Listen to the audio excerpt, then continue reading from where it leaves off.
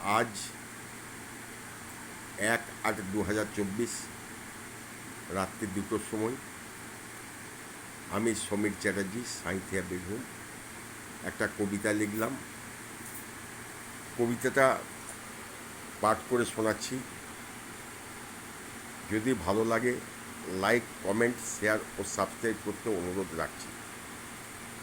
কবিতাটার নাম ছোট্ট সুখের বাসা।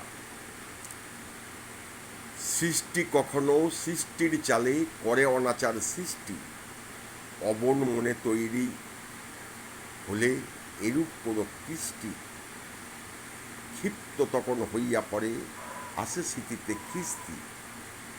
শুধু ভয় পাই ছুটিয়া বেড়ায় আঘাত আসিবে পাশে, যতই বোঝাও বোঝে না তো কিছু সৃষ্টির অভিলাষে।